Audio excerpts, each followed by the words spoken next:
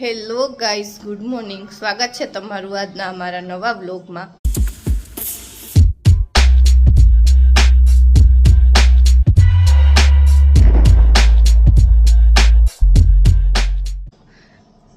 સવાર થઈ ગઈ ને ચા નાસ્તો થઈ ગયો, થોડુંક ઘરનું કામ થઈ ગયું, થોડુંક જ બાકી છે અને યામી પણ ઉઠીને આવી ગઈ છે. Yami, good morning. બેનને મજા નથી. શું થયું યામી તને? છદી મટી ગઈ? મટી ગઈ છદી? દવા પીધી હતી? કેમ પીધી? ભાઈને પીવરાવી હતી.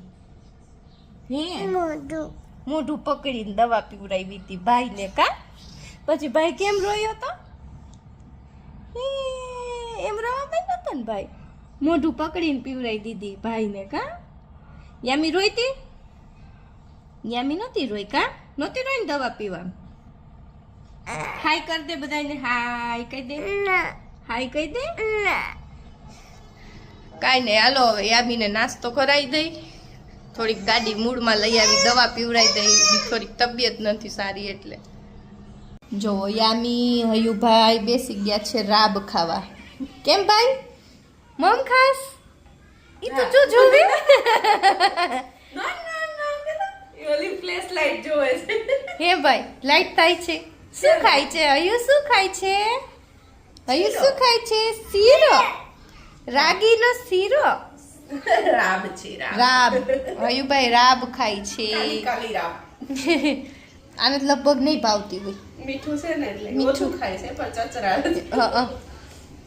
અને જો આખા ઘરમાં વટાણા ઉલાયરા. આમ તો જો આ બધા યામીના કામા વટાણા ઉલારવાના.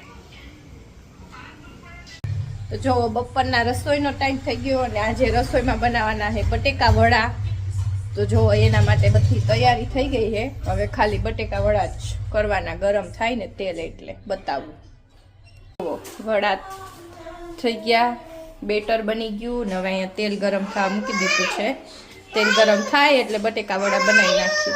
જો થઈ ગયા બટેકા વડા રેડી. અહીંયા થોડાક મેથીના કર્યા અને આને સોસની ઉતાવળ. ખાવા કરતાં સોસની વધારે ઉતાવળ હોય. કેવું લાગ્યું? મેસ્તા મેસ્તા. તો હું આવી ગયો તો કંપનીએથી ઘરે, અને ઘરે આવ્યો ને તો જોઉં હું તો જીણીબેનની પેકિંગ હાલે. જવું જ છે જીણી? રોકાઈ જાન ભાઈ. 2 મહિના. હો ભાઈ, એમાં શું થાય? જીજાજી પૂછી એમાં શું પૂછવાનું? જીજાજી એમ કે તાર ભાભી કેટલાક દી જાય છે એમ જ કે એને તો આવું ક્લિક કરીએ જ કલાક પૂગતા થાય. નજીક છે એટલે ઈ ઘડિયા વળિયા જાય તો સમજે જ ને પૂગતા શું વાર લાગે? કલાક થાય તો ન્યા. મને એવું જ કે તાર ભાભી કેટલા દી જાય છે તું મને કે. તાર કેવાય મહિને મહિને એકાદ આટો હોય જ. 2 દિનો જોઈ ને. ના તું શેની તૈયારીઓ કરસ અત્યારે?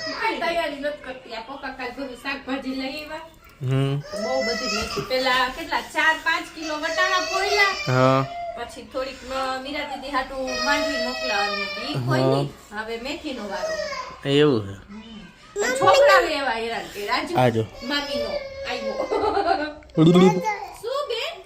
તું આજે એવા કવરાવ્યા હે બે એ વાત જવા દો.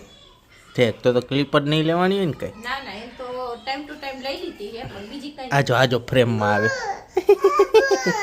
હા તું કે મારી પૂછી ઓલો નાચે છે. ઈ ના છે. શું કેવું હે?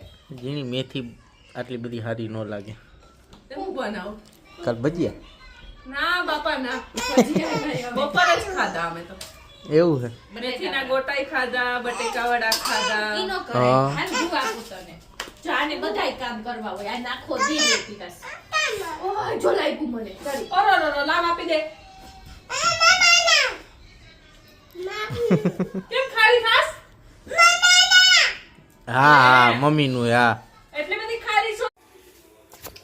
દીકરો રખડામાં જમવાની તૈયારી કરવા માંડી છે. શું બનાવ્યું છે જમવામાં? જમવામાં મકાઈના રોટલા ને રીંગણ તુવેરનું શાક. હા. બધી વાત મારા એવું કેમ ભાવે આવે લે. તો જો વાગ્યા હે બતાવું. અરે ફોકસ કર. હા 12 વાગવા આવ્યા. મને લાગી ગઈ ભૂખ. મેં ડાયરેક્ટ સ્વિગીમાંથી ઓર્ડર કરી દીધો. ના જો બેસી ગઈ. ભૂખ નહોતી ખાઈ લીધું હે તોય પાછી બેઠી. ખાવા દે.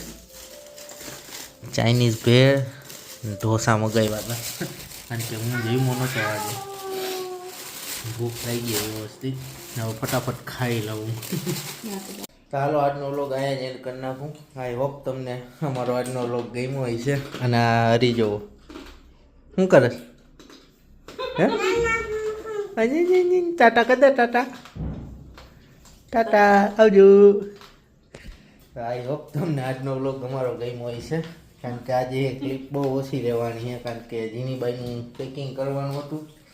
પેકિંગમાં આખો દી વયો ગયો નહીં.